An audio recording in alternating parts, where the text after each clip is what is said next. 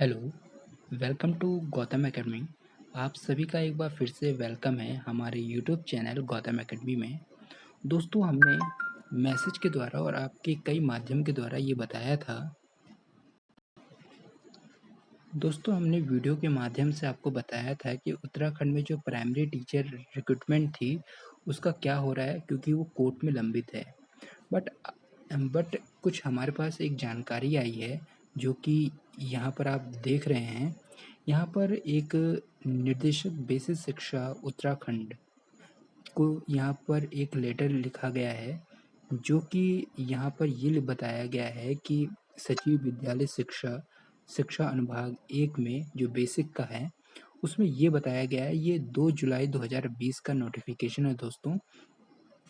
इसमें क्या बताया गया है कि 14/12/2008 की विज्ञप्ति को निरस्त करते हुए बीएड प्रशिक्षण वर्ष की ज्येष्ठता तथा गुणांकों की श्रेष्ठता के आधार पर नियुक्ति हेतु नवीन विज्ञप्ति जारी करने के संबंध में। दोस्तों, इसमें ये बताया गया है कि जो आपकी 14/12/2018 में जो आपका नोटिफिकेशन आया था, उसको निरस्त करते हुए बीएड को यहाँ पर प्रशिक्षण वर्ष की ज्येष्ठता, मतलब जो ईयर वाइज होता है, और उनका जो गुणांक बनेगा, हाई स्कूल इंटरमीडिएट जो भी बनेगा, उसकी श्रेष्ठता के आधार पर नियुक्ति दी जाएगी, वो भी नई नोटिफिकेशन में। आइए पूरी जानकारी हम इसमें लेते हैं। इसमें ये बताया गया है कि 17 जून 2020 में सहायक अध्यापक भर्ती परीक्षा के सहायक अध्यापक प्राथमिक के आरटीआई मानक अनुसार प्रत्येक रिक्त पदों के उत्तराखंड राज्य के प्राथमिक शिक्षा संशोधन नियमावली 2019 हुई थी ना। तो ये बताया गया है कि 14/12/2018 की विज्ञप्ति को निरस्त करते हुए बीएड प्रशिक्षण वर्ष की ज्येष्ठता गुणांक के आधार पर नवीनतम विज्ञप्ति जारी करने के संबंध में ये बताया गया है। मतलब निर्देशालय को ये बताया गया है कि आप ये करिए। और इसमें ये साफ-साफ बताया गया है कि आरटीआई के मानक अनुसार रिक्त पदों की संख्या वो क्या है, काफ़ी ज़्यादा है, अधिक है। ठीक है?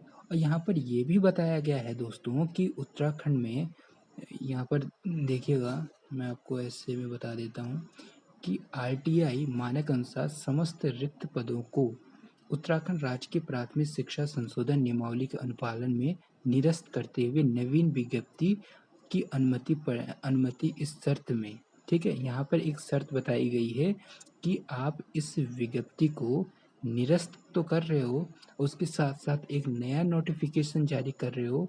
शर्त क्या रखी गई है कि जो माननीय उच्च न्यायालय में जो आपके उत्तराखंड नैनीताल में, ठीक है, हाई कोर्ट में जो रेट पड़ी है, जिसका मामला अभी सुनवाई हो रही है, उनके बारे में ये बताया गया है कि रीट संख्या 431, ये जितनी भी रीट संख्या है, जो इसमें याची बने हैं, जो इसमें पार्टी बने हैं, जो इसमें याची बने हैं, को चयन प्रक्रिया में प्रतिभाग किए जाने की अनुमति दी जाएगी।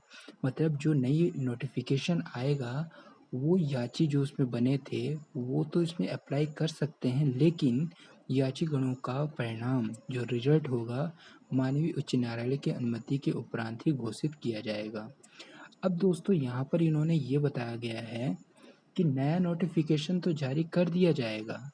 ठीक है दोस्तों, नया नोटिफिकेशन जारी कर दिया जाएगा, बस पर विभाग कुछ पूछना चाहता है, ठीक है, डिपार्टमेंट से। देखिए क्या है कि स्पष्ट कर दिया जाएगा। सबसे पहला यहाँ पर ये बताया गया है कि दिनांक 14/12/2018 को सहायक अध्यापक की जो भर्ती हुई है, ठीक है, होनी है, ठीक है, जो 14/12/18 में सहायक अध्यापकों की भर्ती हुई है, जो आपसे आवेदन लिए गए हैं, क्या वही आवेदन नई विज्ञप्ति में शामिल माना जाए या नहीं? इसका मतलब ये है कि आपसे जो आवेदन मांगे गए हैं, तो क्या दोबारा फॉर्म अप्लाई किया जाए या नहीं, ये बताया गया है। दूसरा पॉइंट ये है दोस्तों कि 14/12/18 की विज्ञप्ति में जिनकी आयु सीमा अर्थ नवी विज्ञप्ति के अनुसार अंतराल में छूट दी जाए या नहीं। मतलब 14/12/18 में जिनकी उम्र थी, अब तो वो ठीक है, पर 2020 में अब उनकी उम्र अप्लाई करने के उसमें नहीं है, तो क्या उनके आधार पर उनको कोई छूट दी जाए या नहीं? क्योंकि प्रॉब्लम क्या था, कोर्ट का था, विभाग का था, गलती विद्यार्थी की तो नहीं है, तो कहीं न कहीं यहाँ पर आयु की छूट दी जाएगी। और यहाँ पर टीटी का थर्ड पॉइंट है, टीटी का। मान लीजिए कि 2019 में किसी का टीटी क्या हो रहा है, समाप्त हो रहा है। अब 2020 में आपका नोटिफिकेशन आएगा। 2019 वाला टीटी जिसके पास होगा, मतलब वैलिड 2019 तक का वैलिड होगा, उसका तो एक्सपायर हो गया होगा टीटी। तो यहाँ पर ये बताया गया है कि क्या ऐसे अभ्यर्थियों को जिनका टीटी क्या हो गया, एक्सपायर हो गया है 2019 में, तो क्या वो 2020 में अप्लाई कर सकते हैं? ये भी यहाँ पर पूछा गया है। आगे दोस्तों चौथे पॉइंट में ये बताया गया है कि 10 जून 2020 में राज्य में कोविड-19 के प्रसार को नियंत्रण करने हेतु भारत सरकार द्वारा निर्देशक अनुपालन में लॉकडाउन के फलस्वरूप संसाधन की कमी के कारणों से ये बताया गया था, आपका नोटिफिकेशन एक आया था कि नया विज्ञप्ति नहीं आएगी। चतुर्थ श्रेणी के पदों के साथ-साथ, ठीक है, टेक्नीशियन जो होंगे, माली, ठीक है, वायरमैन, जितने भी ये सब होंगे, इनकी नियुक्ति न किए जाने के संबंध में बताया गया था। बट अगर हम बात करें कि अब यहाँ पर आप देख रहे हो, रुकिए, ये देखिए, अब यहाँ पर ये बताया गया है कि नई विज्ञप्ति लाया जाए, ठीक है, के आधार पर किया जाए। क्या अब नोटिफिकेशन नई विज्ञप्ति आना ज़रूरी है क्या? तो यहाँ पर ये बताया गया 14/12 के प्रकाशित विज्ञापन में बैकलॉग की सीटें, कितनी सीटें थी? 625 सीटें थी दोस्तों। कितनी सीटें थी? 625 सीटें थी, जिसमें से एससी के जो टोटल पोस्ट है वो 553 थे, अनुसूचित जाति के 11 थे, ठीक है। ये बैकलॉग की सीटें थी, विज्ञप्ति किए थे। वर्तमान में आरटीआई मानक के अनुसार शिक्षकों की आवश्यकता के दृष्टि से रिक्त पदों की संख्या में वृद्धि हुई है। मतलब डाटा मंगाया गया है कि कितनी पोस्टें खाली हैं। तो मान लीजिए कि 625 तो पोस्टें थी बैकलॉग की, अब और पोस्टें खाली हैं, आरटीआई के द्वारा ये जानकारी प्राप्त हुई है। अब क्या हुआ, इस क्रम में नवीन विज्ञप्ति शिक्षकों को कितने पद प्रकाशित किया जाए, तो यहाँ पर ये भी चीज़ें पूछी गई हैं, ठीक है दोस्तों। और पांचवा पॉइंट ये है कि विद्यार्थियों द्वारा उत्तराखंड राज्य के प्राथमिक संशोधन शिक्षकों की भर्ती हेतु प्रावधानों को माननीय उच्च न्यायालय में विभिन्न रिट्स याचिकाओं को चुनौती दी गई है, ठीक है। अब क्या हुआ है कि जो माननीय उच्च न्यायालय ने क्या कर दिया, उसको अपने उसमें रखा हुआ है, विचाराधीन है। अब यहाँ पर ये बताया गया है कि अतः शासन से अनुरोध है कि शासनादेश संख्या 17/6/2020 में प्रदान की गई अनुमति के क्रम में उन्हें बिंदुओं को दिशा निर्देश प्रदान करने के संबंध में। दोस्तों ये क्या चीज़ है, ये एक अपर सचिव जी हैं, उन्होंने विभाग से, दोस्तों अपर सचिव जी हैं, उन्होंने विद्यालय शिक्षा, जो सचिव हैं विद्यालय शिक्षा के, उनसे ये चीज़ें मांगी गई हैं कि अगर हम नया नोटिफिकेशन निकालते हैं तो उसमें कौन कौन सी प्रॉब्लम आएगी, क्योंकि बेसिक में दोस्तों टीचर की बहुत सारी भर्तियां खाली हैं। अब विभाग क्या करना चाहता है, शासन क्या करना चाहता है कि नई नोटिफिकेशन जारी करना चाहता है, और जो पुराने नोटिफिकेशन है उसको रद्द करना चाहता है, क्योंकि उसमें काफ़ी प्रॉब्लम है, नियमावली पे प्रॉब्लम है, टीटी के मार्कशीट पर प्रॉब्लम है दोस्तों, ठीक है। तो यहाँ पर विभाग क्या करना चाहता है कि आप यहाँ पर देख रहे हैं कि 14/12/2018 के नोटिफिकेशन को निरस्त कर रहा है, और इसके साथ साथ बीएड प्रशिक्षण वर्ष की ज्येष्ठता और गुणांक के आधार पर आपको नवीनतम विज्ञप्ति जारी करने के संबंध में बताया गया है।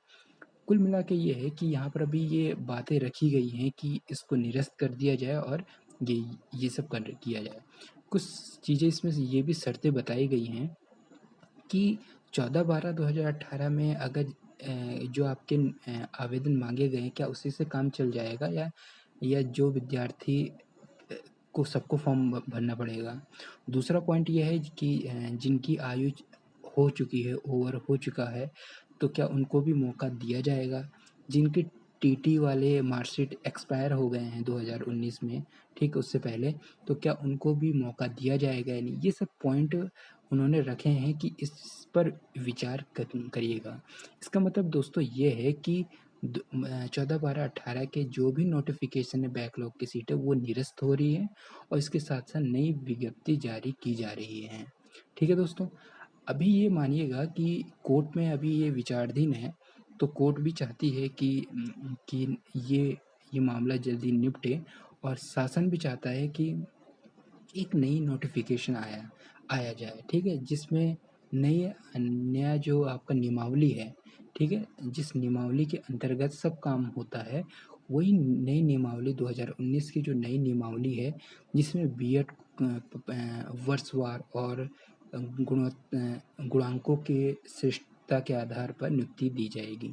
मैं यहाँ पर डीएलएड के विद्यार्थियों को ये बताना चाहता हूँ कि उनका सिलेक्शन होना है क्योंकि उनको प्रथम वरीयता दी गई है, ठीक है? उनका इसमें भर्ती से कोई वो नहीं है, क्योंकि डीएलएड जो विद्यार्थी हैं उनका प्रथम वरीयता दी जाएगी, उसके बाद बीएड को विचार किया जाएगा।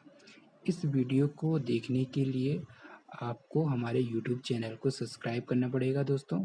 उम्मीद करता हूँ आपको हमारी ये वीडियो पसंद आई है। इस वीडियो को लाइक करिए, चैनल को सब्सक्राइब करिए। मिलते हैं नई जानकारी के साथ गौतम एकेडमी के साथ। Thank you.